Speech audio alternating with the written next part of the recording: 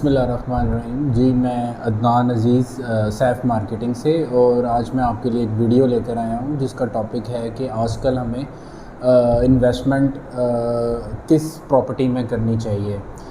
सबसे पहले तो मैं बताना चाहूँगा कि हमारे पास कुछ ऐसे इन्वेस्टर्स होते हैं जस्ट लाइक के जिन्होंने अपनी सारी ज़िंदगी में जॉब की होती हैं और एट द एंड उन्हें जो अपने प्रोविडेंट फ़ंड जो पेंशन्स मिलती है वो कोशिश करते हैं कि हम कौमी बचत स्कीम में रख लें और वहाँ से वो उसका प्रॉफिट लेते रहें।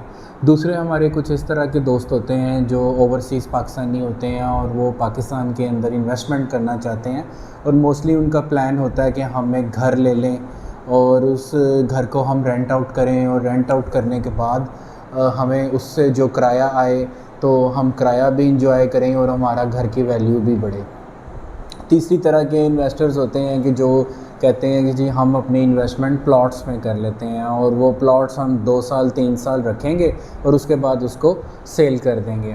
तो इसमें मैं बताना चाहूँगा कि इस तरह के इन्वेस्टर्स के लिए सबसे जो अच्छी अपॉर्चुनिटी है कि वो हम बजाय के रेजिडेंशियल प्लॉट घर या हम बैंक्स के अंदर प्रोविडेंट फ़ंड्स की सूरत में या हम किसी पॉलिसी की सूरत में अपने पैसे को स्टक कर देते हैं और मंथली इंटरेस्ट रेट जनरेट करते हैं, तो इससे बहुत बेहतर है कि हम अपनी इन्वेस्टमेंट कमर्शियल प्रोजेक्ट्स में करें। कमर्शियल प्रोजेक्ट्स के जो बेनिफिट्स वो ये होते हैं कि इसमें आपको शॉपिंग मॉल्स मिल जाते हैं। शॉपिंग मॉल्स के अंदर जो शॉप्स होती हैं वो डेफ़िनेटली उनकी प्राइस जो होती हैं वो एक प्लॉट की निस्बत और एक घर की निस्बत उसमें 3 to 4 टाइम इंक्रीज़ होती हैं, और फिर रेंटल वैल्यू भी उनका काफ़ी इंजॉयबल होता है। अगर हम बात करते हैं मेंटेनेंस की, तो आप जब घर एक बनाते हैं तो उसके बाद उसको रेंट आउट करते हैं तो उसकी जो आपको टेनेंट होता है, जो किराएदार होता है, वो रेंट आपको जब पे करता है तो उसमें 1 साल के बाद आपको मेंटेनेंस देनी पड़ती है। साथ साथ मेंटेनेंस चार्जेस भी लगते हैं, आपको पेंट करवा के भी देना पड़ता है, डैमेजेस आती हैं उसके अंदर। और फिर इसको हम अगर 5 साल लेके चलते हैं तो 5 साल में आपको प्रॉपर्टी की सिर्फ लैंड की कीमत रह जाती है, बाकी जो ऊपर होता है वो आपका एज ए मलबा कहलाता है, जिसे हम कहते हैं कि ये जस्ट एक वेस्टिंग मटेरियल है। रियल प्राइस आपको आपके प्लॉट की मिलेगी।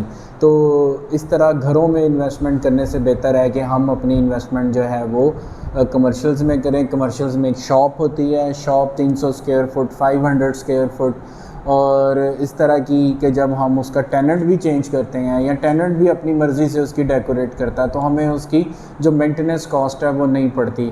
फिर अगर शॉप में मॉल्स के अंदर होती है तो वो मॉल्स जो इंतज़ामिया होती है, जो मैनेजमेंट टीम्स होती हैं, वो उसको केयर करती हैं। तो इस तरह कुछ ऑप्शंस ऐसी होती हैं कि जैसे अभी इंस्टॉलमेंट प्लान के ऊपर शॉप्स हैं, तो अगर हम उसको फुल पे कर दें तो वो हमें रेंट जनरेट करके देते हैं अभी से ही।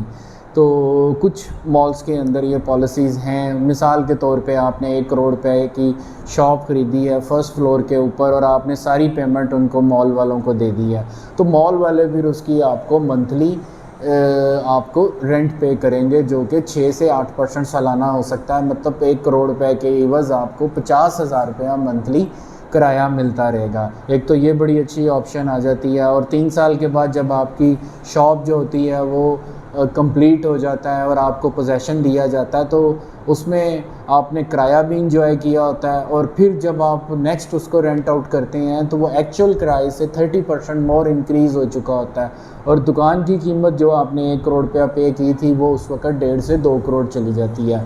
और इस तरह अगर आप 5 साल के प्लान पे जाते हैं तो आपका किराया भी इंक्रीज़ होता है, और जो शॉप की प्राइस है वो 5 to 6 to up to 10 time increase हो जाती है। तो ये बड़ी अच्छी अपॉर्चुनिटी है।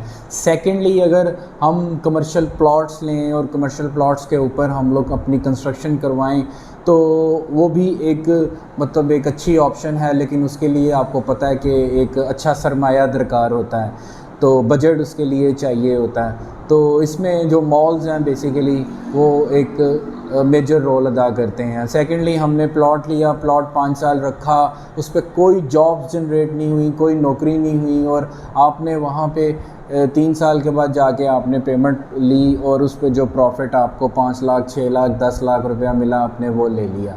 लेकिन आप ज़रा सोचें कि आपके यही पैसे अगर किसी कमर्शियल एक्टिविटी में होते, किसी कमर्शियल प्रॉपर्टी में होते, तो उसमें आपको ना सिर्फ 10 लाख नहीं बल्कि उसके आपको कम से कम भी 30 40 50 और 1 करोड़ तक भी उसमें इंक्रीमेंट आती हैं।